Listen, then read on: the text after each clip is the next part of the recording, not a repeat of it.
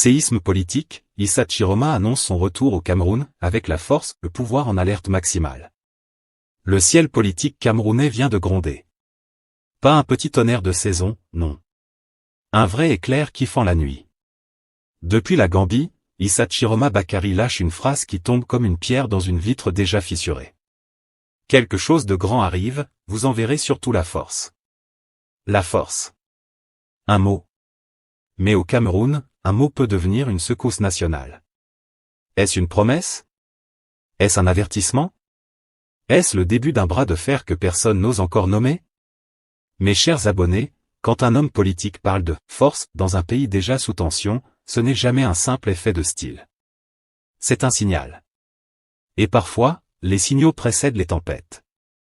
Bienvenue sur Kamé News, la chaîne qui décrypte la politique camerounaise sans trembler et sans maquillage. Ici, on ne vous sert pas les nouvelles tièdes comme du café oublié sur le feu. On vous les sert brûlantes, analysées, décortiquées, expliquées. Et aujourd'hui, nous allons entrer dans une zone sensible. Parce que ce n'est pas juste une déclaration. Ce n'est pas juste une sortie médiatique. C'est un message stratégique qui pourrait redessiner les lignes de fracture du pouvoir. On parle de retour. On parle de force. On parle de justice pour des victimes évoquées. On parle d'un pays encore marqué par les secousses post-électorales. Et surtout, on parle d'un climat où chaque mot peut déclencher une réaction en chaîne. Ne partez pas. Ce reportage va vous plonger dans les coulisses d'un affrontement politique qui se joue peut-être déjà, loin des caméras officielles. Chaque phrase compte. Chaque silence compte. Chaque timing compte. Mais avant d'aller plus loin, prenez 2 secondes. Likez cette vidéo. Abonnez-vous à Kamé News. Activez la cloche de notification. Parce qu'ici, on ne vous donne pas l'actualité fade et sans saveur. On vous la sert bien épicée, analysée à la loupe, avec ce qu'il faut de vérité, de rigueur, et cette touche satirique bien camerounaise qui dit les choses comme elles sont. Restez bien avec nous. Ce que vous allez entendre n'a rien de banal. Et croyez-moi, au Cameroun, quand la politique commence à parler de force, l'histoire n'est jamais loin derrière. Partie 1. Les mots qui déclenchent les tempêtes. Mes chers téléspectateurs. Au Cameroun, on dit souvent, la parole dépasse parfois celui qui l'a prononcée. Et en politique, un mot peut faire plus de bruit qu'un meeting au boulevard du 20 mai. Issa Chiroma, depuis la Gambie, n'a pas crié. Il n'a pas tapé sur la table. Il n'a pas lancé un ultimatum officiel. Non. Il a fait plus subtil. Il a lâché une phrase. Quelque chose de grand arrive, vous en verrez surtout la force. Et depuis ce jour-là, le pays analyse, commente, dissèque, interprète. Comme si chaque syllabe était un code secret. Le choix des mots, une stratégie chirurgicale.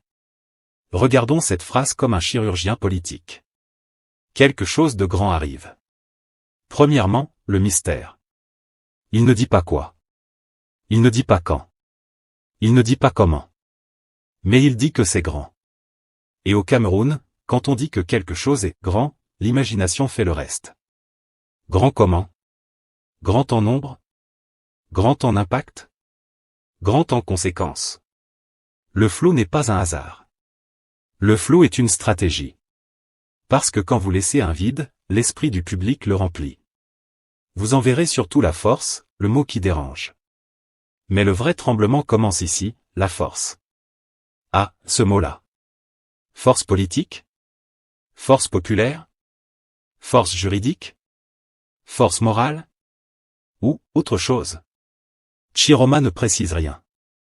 Et c'est justement cette absence de précision qui crée la tension. En communication politique moderne, il existe une règle simple. Plus un message est ouvert, plus il mobilise différentes catégories de personnes.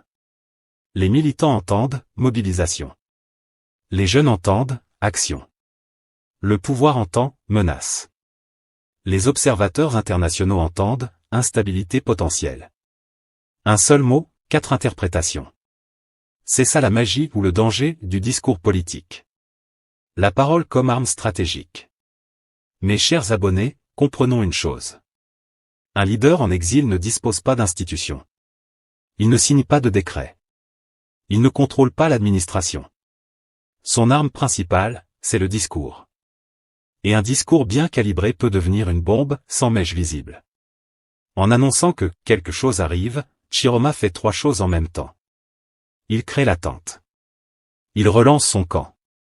Il oblige le pouvoir à réagir, même en silence. Parce qu'au Cameroun, ignorer un message politique fort peut être perçu comme une faiblesse. Mais répondre trop fort peut être perçu comme de la nervosité. Donc le pouvoir est obligé de marcher sur des œufs. Et pendant ce temps, celui qui a lancé la phrase observe. L'art du suspense politique. Soyons honnêtes, cette déclaration est construite comme une bande-annonce de film. Quelque chose de grand arrive. C'est presque cinématographique. On dirait qu'il prépare une révélation progressive. Et le suspense est un outil puissant. Parce qu'en politique, le suspense maintient la mobilisation. Si vous annoncez tout d'un coup, l'attention retombe vite. Mais si vous annoncez une chose mystérieuse, le pays reste suspendu. Chaque semaine, chaque jour, chaque rumeur devient une hypothèse. C'est une stratégie de tension maîtrisée. Le timing, jamais innocent. Autre élément à analyser, le moment choisi. Cette déclaration intervient dans un climat déjà chargé. Contestation post-électorale encore présente dans les mémoires. Arrestation et tension politique. Débat sur la légitimité. Interrogation sur l'avenir. Donc la phrase ne tombe pas dans le vide. Elle tombe dans un terrain déjà sensible. C'est comme jeter une pierre dans un lac déjà agité. Les vagues se multiplient. Le message à la jeunesse, calculé ou sincère? Chiroma s'adresse en priorité à la jeunesse. Et ça, ce n'est pas anodin. Au Cameroun, la jeunesse est majoritaire. Mais aussi frustrée. Mais aussi connectée. Mais aussi influençable. Quand vous dites à la jeunesse. Prenez votre place. Organisez-vous. Passez. Vous activez un levier puissant. Mais ce levier peut produire 2 résultats. Une mobilisation citoyenne structurée. Ou une agitation incontrôlée. Et c'est là que la responsabilité du leadership devient cruciale. Parce que les mots entre promesses et avertissements. Mais ils peuvent aussi déborder. Peut être entendus de 2 manières. Comme une promesse pour ses partisans. Comme un avertissement pour ses adversaires. Et c'est ce double effet qui rend le message redoutable. En politique camerounaise, les grandes confrontations commencent rarement par des actes. Elles commencent par des phrases. Des phrases qui deviennent des slogans. Des slogans qui deviennent des positions. Des positions qui deviennent des blocs. Et progressivement, la polarisation s'installe. La psychologie collective en mouvement.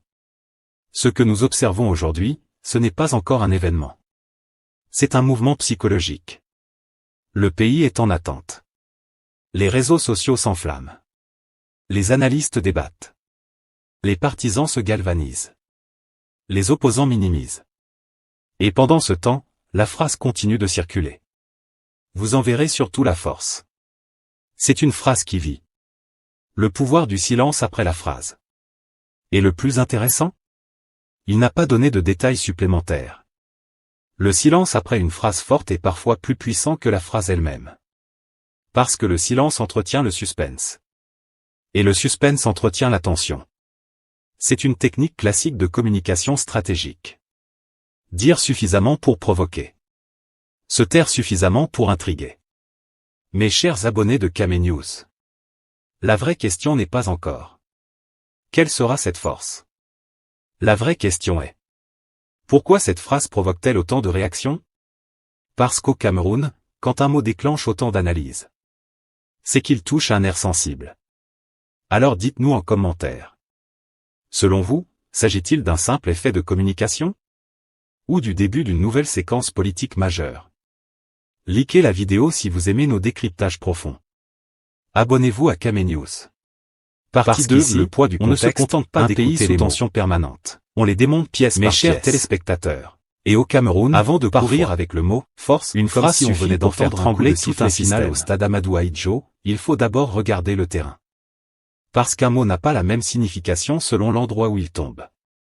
Et aujourd'hui, ce mot tombe dans un Cameroun encore sous tension. Une présidentielle qui laisse des cicatrices.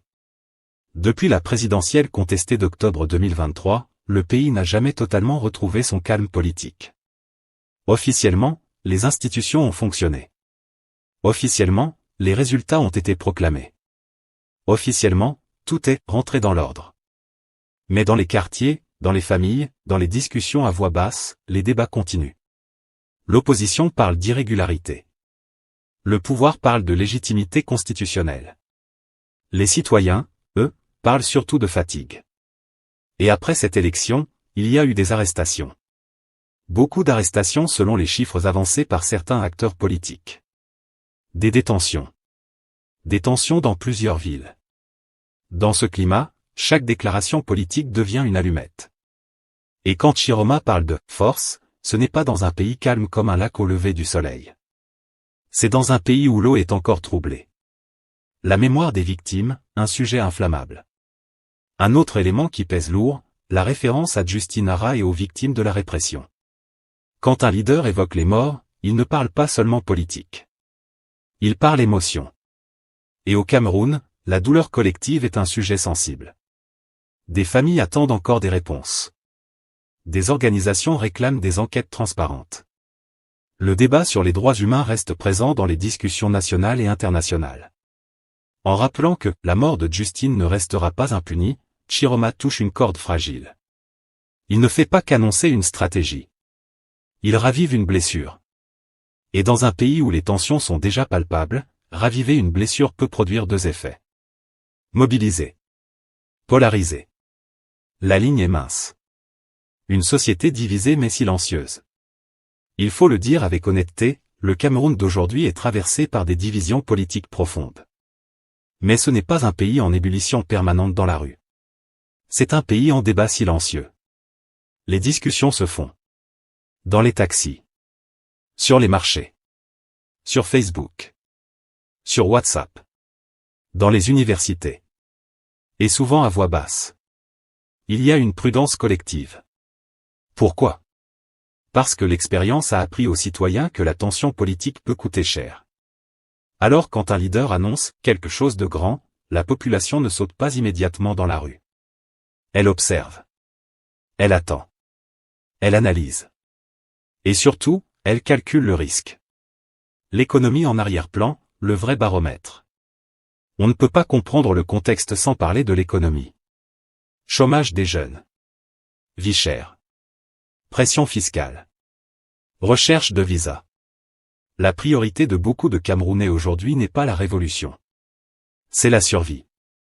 Et c'est là que le discours politique rencontre la réalité. Un appel à la mobilisation peut séduire. Mais si la mobilisation met en danger le gagne-pain, l'enthousiasme peut ralentir. Au Cameroun, on aime le changement, mais on aime aussi la stabilité pour vendre son beignet le matin. C'est un équilibre délicat. Le poids des crises sécuritaires passées. Ajoutons à cela les crises encore actives. La crise anglophone. Les attaques sporadiques de Boko Haram. Les tensions sociales ponctuelles. Le pays a déjà payé un lourd tribut en matière de sécurité. Alors quand le débat politique prend un ton plus ferme, beaucoup de citoyens se disent « On ne veut pas encore d'une nouvelle crise ». C'est ce qui rend la situation si sensible. Le Cameroun est comme une marmite déjà posée sur le feu depuis longtemps. Il suffit d'augmenter un peu la flamme, et ça déborde. La communauté internationale en observation. Autre facteur clé du contexte, le regard extérieur. Les partenaires internationaux suivent la situation camerounaise avec attention. Union africaine. CEMAC. Chancelleries occidentales.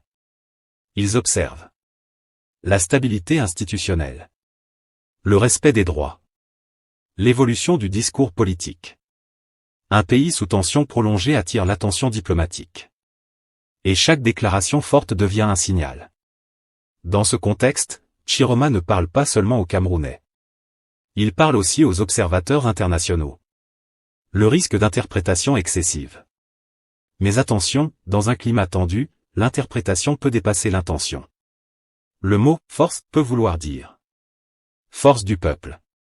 Force du droit. Force de l'organisation. Force électorale. Mais certains peuvent y voir autre chose. Et c'est là que réside le danger. Dans un environnement déjà chargé d'émotions, l'ambiguïté peut devenir explosive. Le Cameroun entre prudence et impatience. Aujourd'hui, le pays semble suspendu entre deux sentiments. L'impatience du changement. La peur du chaos. C'est ce mélange qui rend la situation délicate. Chiroma s'adresse à une jeunesse qui veut avancer. Le pouvoir insiste sur la stabilité. Et au milieu, une population qui veut à la fois le progrès et la paix. Mes chers abonnés, la vraie question n'est pas seulement que signifie la force. La vraie question est, dans ce contexte précis, comment ce mot sera-t-il reçu? Parce qu'un mot lancé dans un pays apaisé est une phrase. Mais un mot lancé dans un pays sous tension peut devenir un tournant. Alors dites-nous en commentaire. Pensez-vous que le Cameroun est prêt pour une nouvelle phase de confrontation politique? Ou que le pays a davantage besoin d'apaisement? Likez la vidéo si vous appréciez nos analyses lucides. Abonnez-vous à Kamé News. Parce qu'ici, on ne dramatise pas. On contextualise.